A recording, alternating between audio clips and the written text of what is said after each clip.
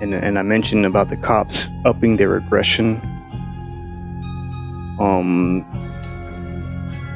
which is I'm gonna go ahead and start talking about this, the Stasi. Okay, Nazi Stasi. When you look up that word Nazi Stasi, they kind of tell you a little bit. They don't give you much information because they hid it. They don't want you to know what they really were doing.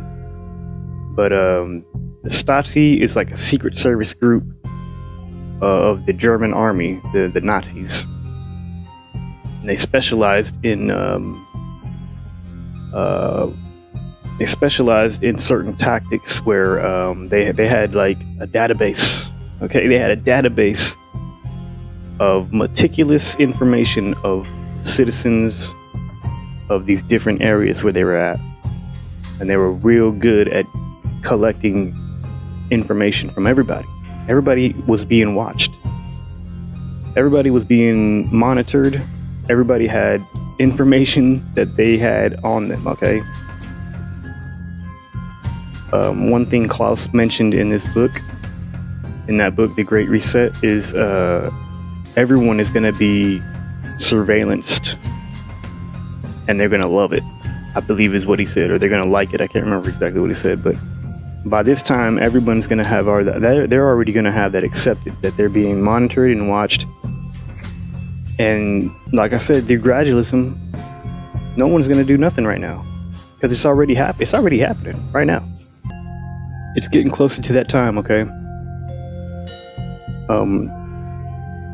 Now, about Nazi Stasi, the reason why I want to talk about them is because in America, there's different departments like the FBI, CIA, and the DHS, Department of Homeland Security. And there's also the Department of Justice. There's different departments. These are the ones that are going to start using a lot of tactics like Stasi. They're already doing it right now. They're going to kick down the doors and take people.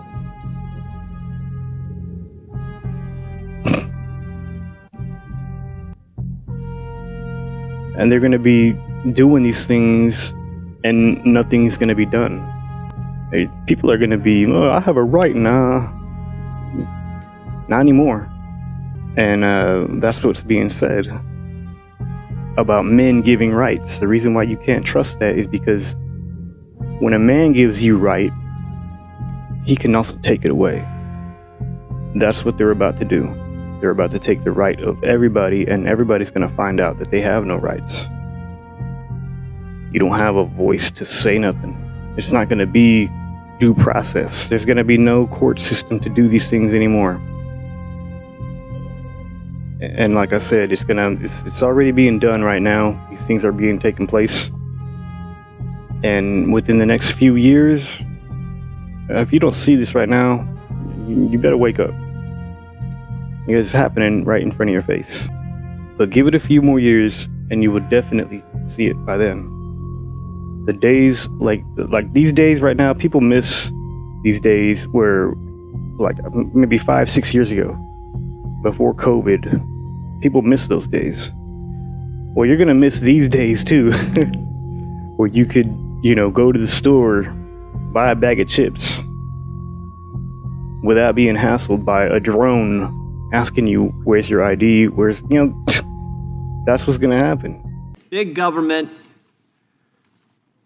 was colluding with big tech to censor Americans. That's the first thing we learned. But now it's big government colluding with big banks and big business to spy on everything Americans buy, every place they go, everything they do. Big government wants your financial data because it's full of sensitive information about you. FBI got information from Bank of America. Specifically, it received a list of any customer who made purchases in the Washington, D.C. area. But it wasn't just purchase data around a specific date that the FBI got from Bank of America. That was actually also overlaid with any firearm purchase at any time. And how did the FBI get this information? They asked for it. The FBI told Bank of America, to recap our morning call, we are prepared to action immediately the following threshold: customers confirmed as transacting business in Washington, D.C. between these specific dates. So if you're in Washington, D.C., visiting your kids, maybe visiting your aunt, or maybe just a friend, the FBI wanted to know about every single purchase you made. And if you're a gun owner, look out, you're going to the top of the list. For simply exercising your Second Amendment right, you're on the FBI's target list. And never forget, the federal government got this information without any process. No warrant, and frankly, no notification. The bank didn't tell the customer that we're handing this information over to the FBI, the most powerful law enforcement agency in the world. Now, these FBI agents, Mr. Hill, Mr. Bonavolante, Mr. Jensen, they all said this was wrong and in fact sent the information back to FBI headquarters in DC. So that's how our investigation began. But since then, and we continue to investigate, but since then, we've learned that the financial surveillance was broader and there was actually a specific objective. The federal government is building profiles on the American people. And the profile isn't based on criminal conduct, it's based on political beliefs. And if you got the wrong political beliefs, well, you're potentially a domestic violent extremist. Now, how are they actually doing this? What are the mechanics of this? There's this entity we've discovered called the Domestic Security Alliance Council, kind of Orwellian in sound and title, the DSAC. And this is an entity where the FBI, the Department of Homeland Security, works with 650 of the largest companies in the world. These companies have to do over $1 billion in revenue a year. They represent 2/3 of the gross domestic product of the United States economy. And they work through this controlled access portal. We'll put that on the screen here. What are they sharing in this secret portal? Well, we're not exactly sure because it's secret. But we do know that they share some information, share reports. And one of the reports we got, called a liaison information report, said this: any American who opposes firearm legislation, the easing of immigration restrictions, and COVID mandates is someone banks should be watching because, again, they might be an extremist. In other words, if you're against gun registration, you're for a secured border, you oppose lockdowns and vaccine mandates, you're a domestic violent extremist, according to the FBI, and the government should get your data, should get your financial data. It actually gets worse. The federal government and banks also use what they call merchant category codes to flag Americans that shop at places like Bass Pro Shop and Cabela's. They flagged Americans who bought religious text. We can show you that one too. Because everybody knows if you want a secure border and you oppose COVID lockdowns, then you probably shop at Bass Pro Shops and you read your Bible, and of course all that makes you an extremist. Literally, that is the logic that you see displayed from the information we've been able to gather thus far in our investigation.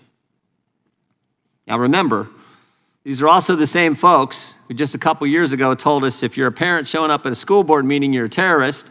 If you're a pro-life Catholic, you're an extremist. Now, of course, if you oppose lockdowns, vaccine mandates, want a secure border, don't want gun registration, you're in that category as well. This is scary where things are headed. We've seen the censorship. Now we see what's happening with big banks and big government relative to your financial data. Again, all this being done with no process, no warrant, no notification to the customer that the banks are actually supposed to serve.